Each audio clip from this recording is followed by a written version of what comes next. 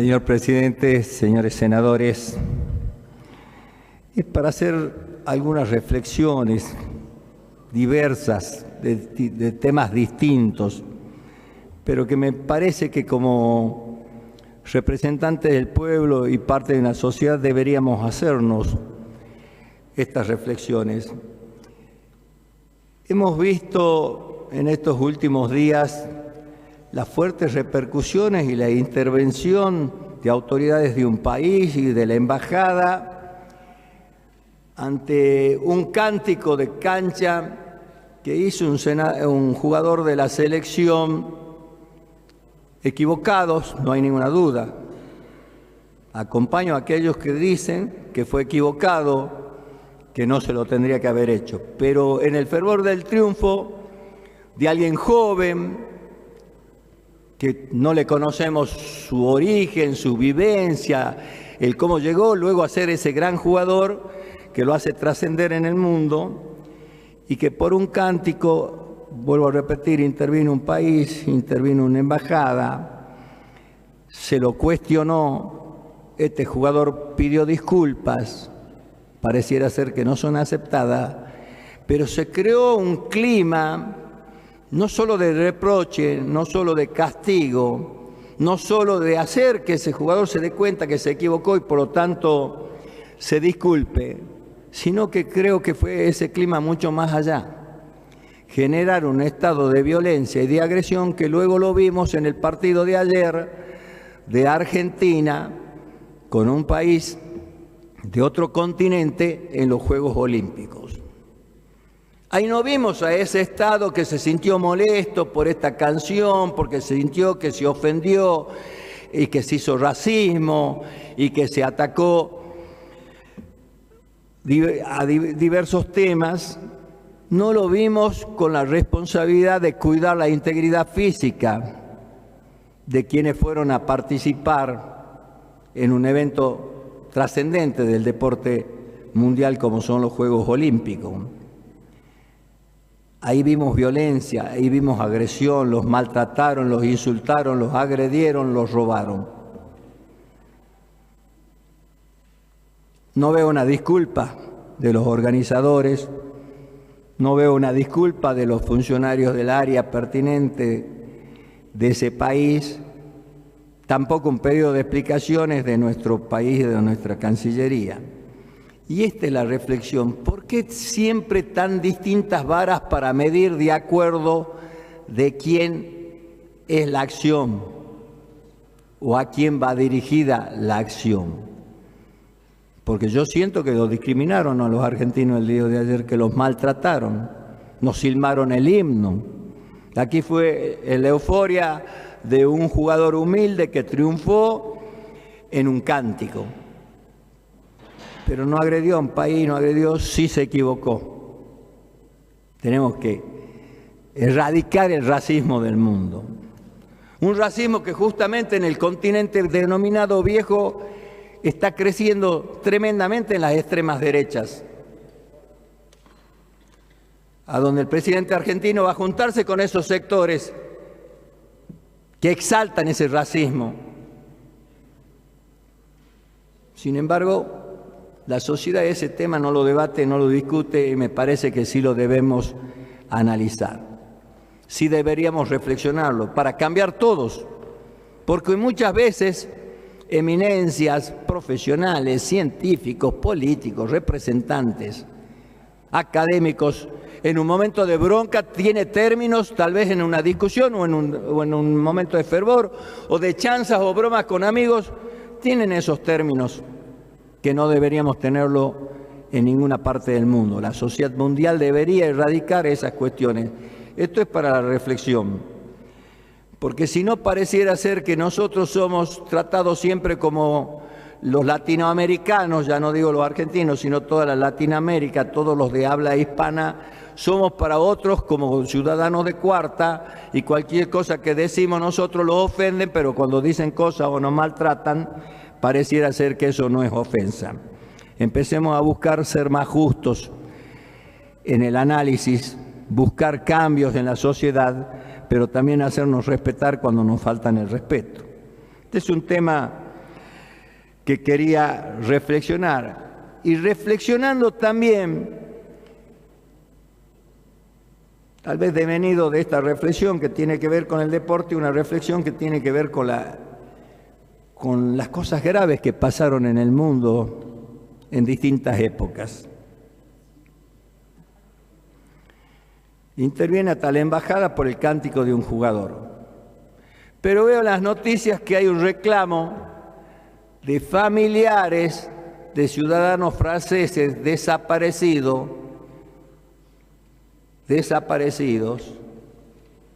con crímenes de lesa humanidad en la dictadura argentina.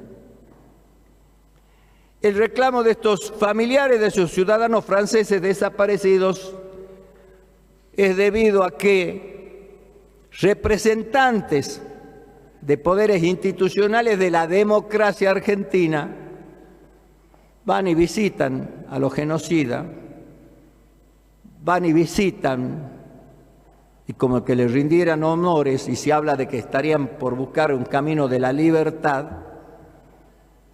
y no veo ese reclamo desde el Estado, desde la institucionalidad y desde la democracia de ese país, que tanto le dolió lo que dijo un simple jugador.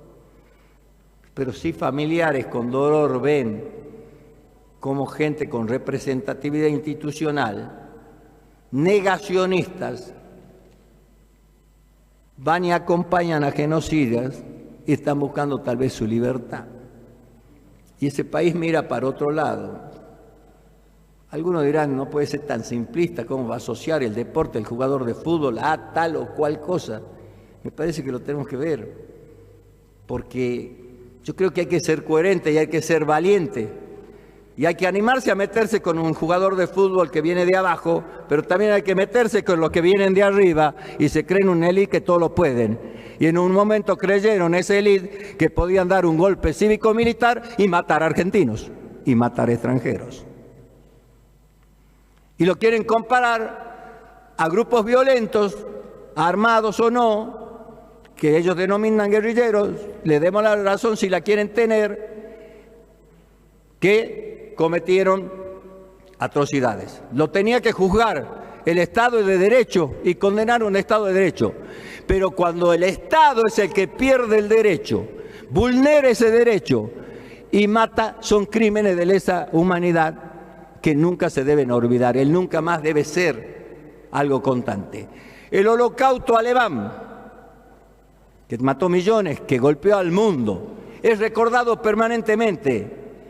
Y es denostado permanentemente, y es atacado permanentemente, y decimos nunca más. Sin embargo, en ese viejo mundo, los sectores de ultraderecha empiezan como a reivindicar, disimuladamente pareciera ser que no estuvo tan mal ese holocausto, y no lo podemos dejar pasar en la reflexión de una sociedad, y en la reflexión de la institucionalidad, y en la reflexión de la política. Por lo menos yo, en mi sentimiento, en mi análisis y en mi reflexión, que lo busco hacer permanentemente, cada paso y cada acción de la que me toca vivir la busco reflexionar, no la quería dejar pasar en esta oportunidad de decirlo, porque es reciente lo que está pasando.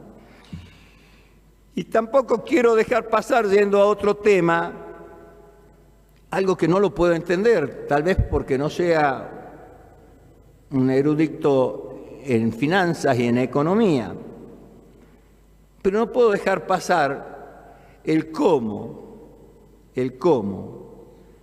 lo que hace solvente la moneda de un país, dicen que son las reservas en oro que tiene ese país.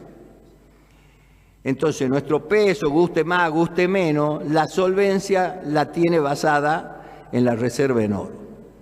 Ya en un gobierno anterior, estos mismos personajes se llevaron parte de nuestras reservas de oro a Inglaterra.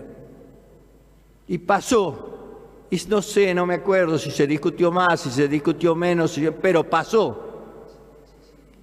Y hoy día estos mismos personajes vuelven a llevarse parte de nuestras reservas en oro a Inglaterra. Y entonces digo yo, si la reserva es la solvencia que le damos a nuestro peso, que está bastante vapuleado, que el presidente decía que lo iba a hacer desaparecer, que iba a dolarizar, ahora parece que ahora va a ser fuerte el peso y el dólar no va a ser tan fuerte, hay contradicciones tremendas, pero las reservas ya no están. Las reservas ya se fueron. Nuestro peso va a estar fuerte porque va a tener reservas para solventarla o no. Lo escuché decir al ministro que en ser un hombre de la timba financiera, timbió con nuestras reservas, la saca de la bóveda del Banco Central para llevar, vaya a saber a dónde y a qué bóveda, porque no sabemos, porque dice que ahí le van a pagar unos manguitos de intereses. O sea, movilizamos nuestro oro porque nos da unos manguitos de intereses y el país como está con problema económico y la llevamos a la reserva. A un país con el cual estamos en conflicto. No sé si llamarlo un país enemigo, pero sí por lo menos un país adversario, colonizador, que tiene apropiadas tierras argentinas de las cuales está usufructando en lo económico y no nos las quiere devolver. A ese país le hemos tenido la confianza para darle nuestras reservas. El día de mañana, porque no hemos podido pagar el fondo, porque hay un default, por cualquier motivo nos pueden decir, no, estas reservas ya no son más de ustedes, porque no están cumpliendo esto. ¿Y cómo defendemos? ¿Cómo las repatriamos? ¿Cómo volvemos? ¿Qué garantías tenemos? Y libremente estos señores lo dicen por televisión porque van a venir unos intereses, van a venir unos pesos, y entregamos el sudor, la sangre, las lágrimas de generaciones de argentinos que construyeron esas reservas y nadie dice nada y nadie reflexiona y todo está bien porque tenemos que ser colaboracionistas, porque tenemos que acompañar a la nueva gobierno porque ganó elecciones. ¿Hasta dónde? ¿Hasta cuándo vamos a hacer los ñandú que metemos la cabeza bajo la tierra para no mirar la realidad que nos está pasando? ¿Hasta cuándo? No solo los que tenemos cargo de representatividad institucional y representamos un electorado. ¿Hasta cuándo sociedad, sectores de la sociedad, o porque estamos abatidos, sin esperanza, débiles, sin poder alimentar a nuestros hijos, muchas familias? ¿Hasta cuándo aquellos que quieren navegar siempre y hacer la plancha para que las olas no los hagan dar tumbos? ¿Y hasta cuándo los que creen que su riqueza es el bienestar de todos van a hacerlo del ñandú y van a esconder la cabeza y nadie va a opinar de nada? ¿O nos parece bien a los que estamos en este recinto que nuestras reservas en oro tienen el país invasor? ¿Nos parece bien? A mí no, y quería plantearlo como reflexión. Muchas gracias, señor presidente. Gracias, señor senador. Tiene la palabra.